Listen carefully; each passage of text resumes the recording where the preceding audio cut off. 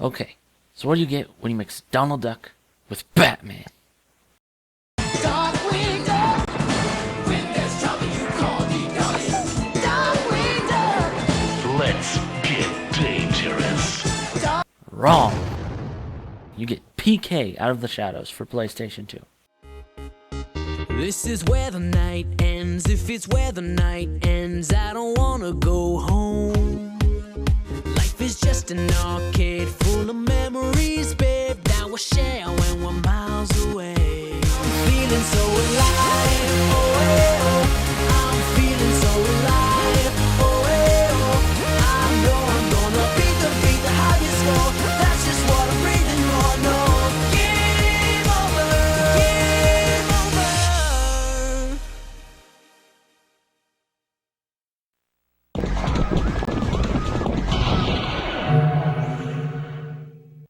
For those of you who don't know, PK is basically Donald Duck turned comic book hero.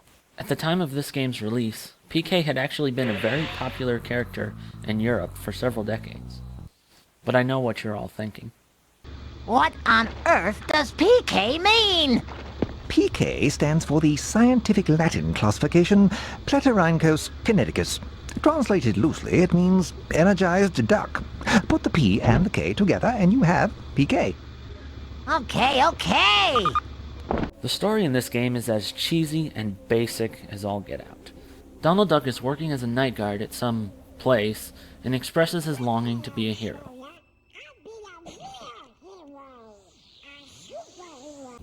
This green guy hears his call and turns him into a superhero because he needs somebody to stop the impending alien invasion. I couldn't help but notice that all the characters in this game are ducks. I mean, of course you've got Donald, and there's a brief appearance from his nephews and Daisy, but, I mean, even the aliens from outer space are ducks. Well, except for that guy. He's a toucan. But all weirdness aside, I couldn't help but notice the art style in this game. Everything from the box art to the graphics themselves has a very nice, colorful comic book look. The cel-shaded graphics even look really nice too. And to top it all off, many sound effects come up on screen in big, bold lettering, just like if you were reading a comic book. Gameplay for the most part is pretty solid. You've got your basic platforming and shooting, and throughout the game you'll find different upgrades for PK's X-Transformer that will unlock new gameplay mechanics, a la Metroid style.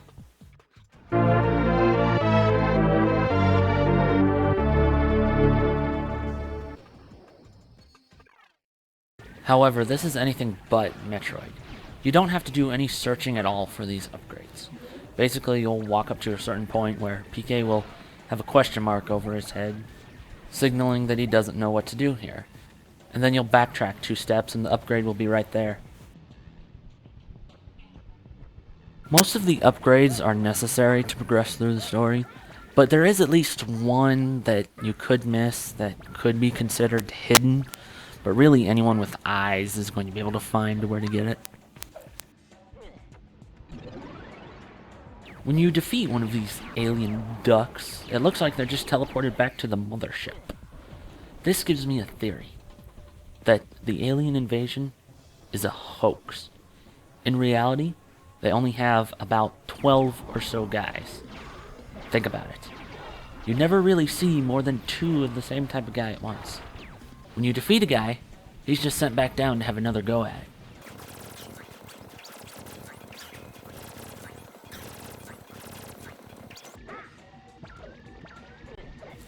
Another thing I noticed is that either I try to go too fast, or the aliens take too long to teleport back down to the surface.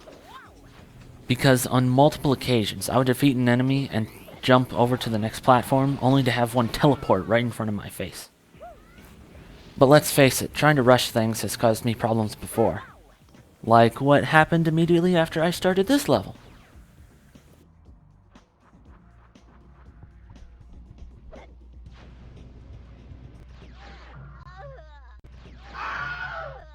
That was pretty pathetic. I should have known from the get-go that this level was going to give me a lot of problems. Earlier I talked about the upgrades. Well, you get an upgrade that's a special charge shot for getting rid of special enemy shields. However, the fact that you cannot move while it is charging leaves you vulnerable, and the fact that locking on is hard to do means you miss half the time. Now, this wouldn't be so bad, except you can only use this ability when your health is at a certain level. Which means I spent who knows how long on just this one segment of the game. It didn't take me so long because I kept dying, but because by the time I got to this one enemy, my health would be below the point where I could use the power-up, so I had no choice but to go back to the last checkpoint. And then things like this would happen on my way back. Now, this wouldn't have been so bad had I not accidentally found out later that if you shoot at their shields, they will toss back health at you so that you can actually use that ability. Way to go, Gridman. Way to go. Something else you have to do in each level is save 6 kidnapped scientists. Now, actually finding them is pretty easy, but what makes it difficult is that whenever you get within their vicinity, a timer activates, which gives you your only chance to save them. And a lot of times, the game will toss enemies at you at that very moment just to make things more difficult.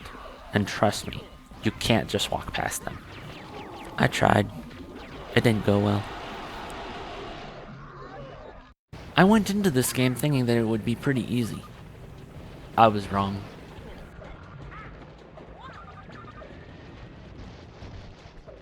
Right after about the 3rd or 4th level, the game really starts throwing everything it has at you. Be prepared to face a lot of small spaces with a lot of enemies. However, towards the end of the game, you do get rewarded for all the difficult things you went through. In the second to last level, you find a new costume that has a blaster that's like 5 times more powerful than your other one. Unless it's related somehow to the comics, I can't really think of any other reason that this costume would be in the game, other than the developer saying, "Good job making it this far. Hey, take it easy for a while." You eventually come face to face with the alien commander, and, spoiler alert, you beat him. And that's pretty much it. The world is saved, and that's the end of the game. I even went back and found the 2 scientists I missed in the first level, and I didn't get anything for having all 60. But, story aside, this is still a really fun game to play through. It has a nice comic book feel, and overall the gameplay isn't too bad. That's why I'm going to toss this game an extra life. It's worth at least one playthrough. This is Gridman, signing off.